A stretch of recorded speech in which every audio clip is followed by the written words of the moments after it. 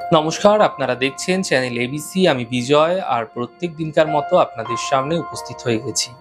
আজকে আমি আপনাদের সঙ্গে আলোচনা করব রাহু এবং কেতু, এই দুটি গ্রহ আপনাদের ক্ষেত্রে কখন সুফল দিতে পারে এবং কখন কুফল দিতে পারে, এর বেসিক ক্যারেক্টারটা আমি আপনাদের সঙ্গে আলোচনা করব। দেখুন, রাহু মানব জীবনের মধ্যে সর্বপ্রত্যাশার গ্রহ। আপনি যা কিছুই প্রত্যাশা করুন, আপনার সন্তানের থেকে ভালো হতে পারে, আপনার স্বামীর থেকে ভালো হতে পারে, আপনার কর্মক্ষেত্রে ভালো, আপনার যে কোনো প্রত্যাশার কারক গ্রহই হচ্ছে রাহু। রাহু হচ্ছে ক্ষুধার্ত, কোনো কিছু চায়। রাহু বস্তুবাদী, জড়বাদী গ্রহ। আর আমরা আমাদের সুখের আনন্দের জন্য যেসব জিনিস ব্যবহার করি, তা মোবাইল ফোন হতে পারে, ভালো বস্ত্র হতে পারে, ভালো যে কোনো কিছু হতে পারে, তা সবকিছুই কিন্তু রাহু। দেখুন, রাহু কোনো জাতকের পক্ষে ভালো না খারাপ তা মূলত জাতকের ওপর নির্ভর করবে। কিভাবে? যেমন ধরা যাক মোবাইল ফোন, যা আজকের যুগে একটা অত্যন্ত প্রয়োজনীয় জিনিস, অথচ মোবাইল ফোন নিয়ে সারাদিন পড়ে থাকা, খেলা করা, তাকে অতিরিক্ত ব্যবহার করার কারক হচ্ছে রাহু। সেই রাহু এবং তার প্রভাব তাকে ধীরে ধীরে নেগেটিভিটি তৈরি করে থাকে সেই জাতকের জীবনে। কিন্তু রাহু ওই প্রযুক্তিবিদ্যার আবিষ্কারকও, সে বিজ্ঞানের, এবং সে আমাদের পক্ষে ভালো ফলও দিতে পারে। তো তো আপনারা বুঝতেই পারলেন যে দেখুন, মোবাইল ফোন যেরকম আমাদের বিশেষ কাজে লাগে, সমস্ত কাজে কিন্তু এখন মোবাইল ফোন লাগে, ঠিক সেরকমই যে মোবাইল ফোনটাকে খারাপভাবে ইউটিলাইজ করছে, ব্যবহার করছে, তার ব্যবহারের মধ্যে দিয়ে কিন্তু তার রাহুর খারাপ দিকগুলি উন্মোচিত হয়। কি করে বোঝা যাবে রাহু ভালো না খারাপ একজন মানুষের জীবনে? এই রাহু ভালো খারাপ তার উদাহরণ আমি আপনাদের সঙ্গে আলোচনা করব। দেখুন, ভালো রাহু কখন হতে পারে? আপনি প্রযুক্তিবিদ্যা, টেকনোলজি বিশ্বাস করেন, কিন্তু আপনার কর্মক্ষেত্রে জ্ঞান আহরণে, মানব কল্যাণের উন্নতির জন্য আপনি জ্ঞান আহরণ করে থাকেন, এমন ক্ষেত্রে হলে কিন্তু রাহু আপনাকে অবশ্যই সুফল দিচ্ছে। বুঝতে হবে, আপনি টেকনোলজির সাথে, ইঞ্জিনিয়ারিং ফিল্ডে রয়েছেন, টেকনিক্যাল ফিল্ডে রয়েছেন, আপনাকে ফায়দা দেবে। যে কোনো কাজেই আপনি খুব দ্রুত এবং অল্প সময়ের মধ্যে সম্পন্ন করতে পারেন, খুব দ্রুত কাজ করতে পারেন, কারণ যে বস্তুর মাধ্যমে কাজ করা হয় তা আপনাকে সম্পূর্ণ সেই বিষয়ে আপনি আগে থেকে জেনে এবং দ্রুত কাজ করেন, তাহলে বুঝতে হবে আপনার রাহু ভালো আছে। কথাবার্তায় আপনি শুধু চৌখুশি নন, আপনি একজন নিয়মিত কুশলী বক্তা বলা যেতে পারে, তাহলে বুঝবেন যে আপনার রাহু অত্যন্ত ভালো।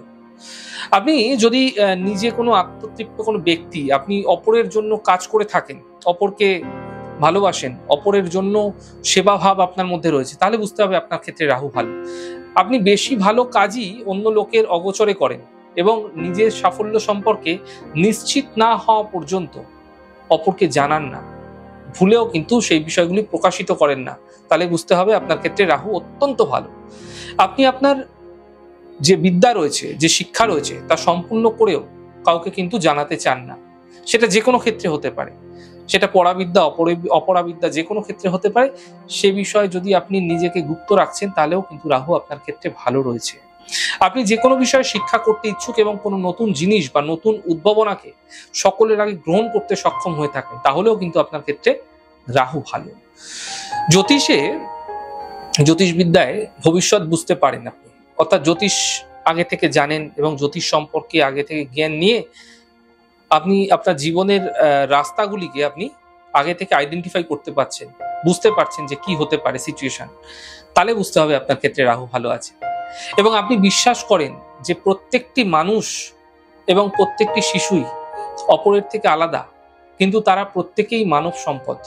এটা যদি আপনার ভেতরে হচ্ছে, এটা যদি মনে হচ্ছে যে প্রত্যেকেই মানুষ, তা যে কোনো কাস্টেরই হোক, যে কোনো ধর্মেরই হোক, তাহলে আপনার ক্ষেত্রে রাহু ভালো আছে।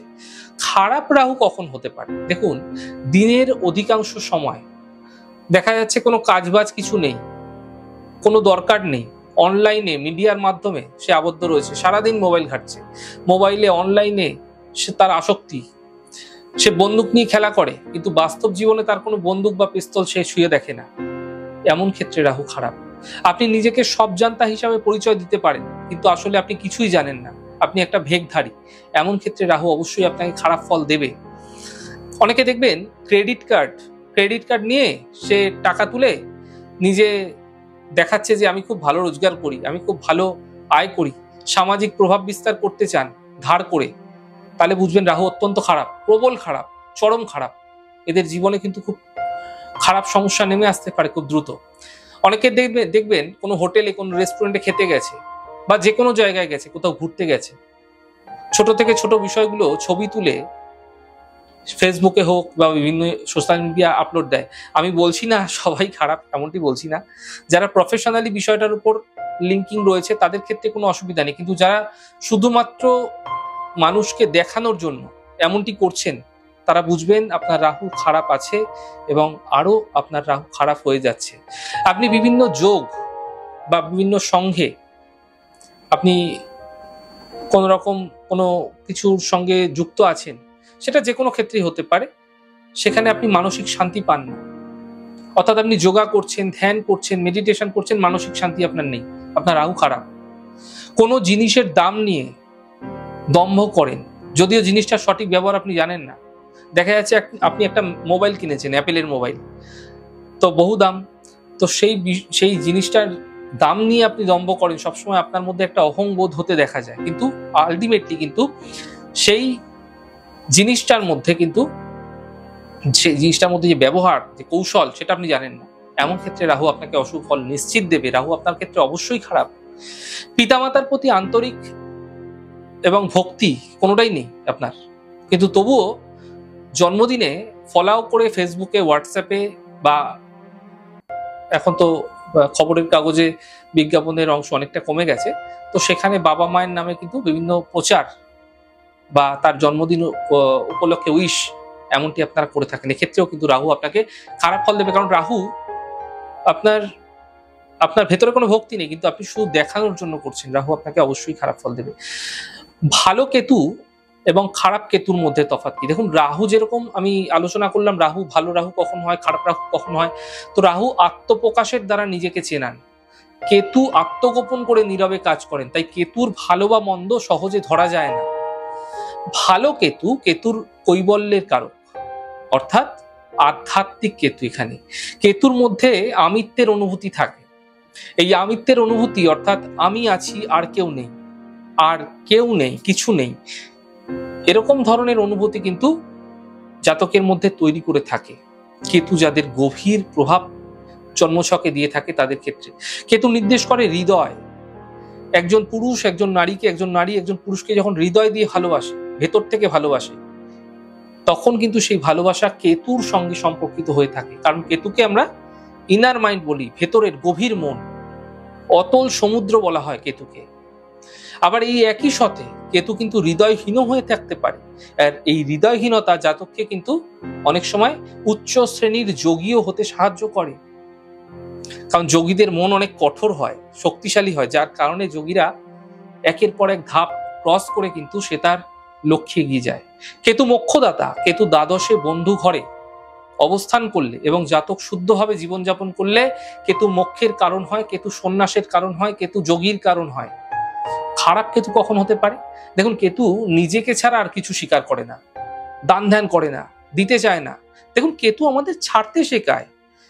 আপনি কাউকে সকালবেলা ঘুম থেকে উঠে আপনার দরজায় কেউ একজন এসে কড়া নেড়েছে, গরিব মানুষ, দরিদ্র মানুষ, তার প্রতি আপনার, দেখুন আপনার কি আছে না আছে সে তো পরের বিষয়, কিন্তু আপনার ভেতরে যে অনুভূতি সেটাই নেই, আপনি তাকে দেওয়ার যে মন সেটাই আপনার মধ্যে নেই, তো কেতু আপনার ক্ষেত্রে অবশ্যই খারাপ। আপনি কাউকে দিচ্ছেন সে তো অন্য বিষয়, দেওয়ার মন যদি না তৈরি হয় তাহলে কেতু খারাপ হবে। কেতু কিন্তু সর্ব বিষয় বিঘ্ন কারক হয়ে থাকে। বুঝতে হবে কেতুর যে জাতক তারা কিন্তু ব্যবহারে উদ্দেশ্যহীন হয়ে যদি যাচ্ছে, তাহলে বুঝতে হবে কেতু কিন্তু তার খারাপ হয়ে গেছে, অর্থাৎ সে লক্ষ্যভ্রষ্ট হয়ে গেছে, কোনো দিকে তার কিন্তু সঠিক দিশা মিলছে না, তাহলে কেতু খারাপ। দেখুন, ভগবান গণেশের কি মস্তক ছেদন হয়েছিল না, তো সেই কারণে বলা হয় কি কেতুর সঙ্গে ভগবান গণেশেরও কিন্তু সম্পর্ক রয়েছে। এই বিষয়ে পরে একদিন আলোচনা করবো আমি। কেতু মানব জীবনে কিন্তু স্বার্থপরতা প্রকটিত করে, ভেতরে কূটনৈতিক মনোভাব, কুটিল মনোভাব কেতু তৈরি করতে পারে, যার ক্ষেত্রে অশুভ কেতু রয়েছে। কেতু হৃদয়হীন, যারা নির্বিচারে যে কোনো ব্যক্তির গলায় ফাঁসিও দিয়ে দিতে পারে, ছুরিও চালিয়ে দিতে পারে। প্রতিকূল কেতুর অধিকারে জন্ম এমন মানুষদের ক্ষেত্রেই হয়ে থাকে। এমন কেতু কিন্তু অনুকূল নয়, এমন কেতু কিন্তু শুভ নয়। আপনার মনে এক, আপনার বাইরে এক, কেতু কিন্তু ভালো নয়। কেতু জড় পদার্থের মধ্যে নির্জীব, কোনো মতে টিকে থাকাই কিন্তু তার জীবনের সার্থকতা। কেতু কোনোভাবে টিকে থাকতে চায়। কেতু নির্দেশ করে জড়তা, অলস্য, নির্বুদ্ধিতা, মূর্খতা, পুরুষত্বহীনতা, যুক্তিহীনতা, সুপ্তি, যে কোনো গুপ্ত জিনিস, যে কোনো গোপনীয় জিনিস, জীবনযাপন, আপনার হীন জীবনযাপন, খারাপ কাজ করার জায়গা, এই সমস্ত কিছুই কিন্তু কেতু নির্দেশ করে থাকে। তাহলে বুঝতেই পারলেন, আলোচনা করলাম রাহু এবং কেতু কখন আমাদের ক্ষেত্রে সাধারণভাবে, স্বাভাবিকভাবে খারাপ ফল দিতে পারে। এর মধ্যে থেকে আপনারা আপনাদের ব্যবহারিক জীবনে পরিবর্তন আনুন, অবশ্যই দেখবেন রাহু এবং কেতুর যে খারাপ প্রভাব, সেখান থেকে আপনি বাঁচতে পারবেন এবং সেই জায়গা থেকে আপনি বেরিয়ে আসতে পারবেন। কেতু এবং রাহু পূর্বজন্মের কর্মফল দেখে, আমি এই বিষয়ে আলোচনা করব আপনাদের সঙ্গে। কেতু যেরকম পূর্বজন্মের কর্মফল দেখে, রাহু যেরকম এই জন্মের কর্মফলকে তৈরি করে, সঞ্চয় করে, তো সেই বিষয়ে আলোচনা করব পরে। একটি এপিসোডে একাধিক আলোচনা আপনাদের ক্ষেত্রে সমস্যার কারণ হতে পারে। আমাদের ছোট ছোট আলোচনাগুলো কেমন লাগছে, নতুন কি ধরনের ভিডিও আপনারা জানতে চাইছেন, জ্যোতিষ সম্বন্ধী আলোচনা আপনাদের কিরকম লাগছে, অবশ্যই লিখে জানাবেন। যদি ভালো লেগে থাকে সেক্ষেত্রে লাইক করতে, কমেন্ট করতে, সাবস্ক্রাইব করতে এবং শেয়ার করতে বন্ধুদের সঙ্গে ভুলবেন না। অনেক ভালো থাকুন, সুন্দর থাকুন, সুস্থ থাকুন। আগামী পর্বে দেখা হবে।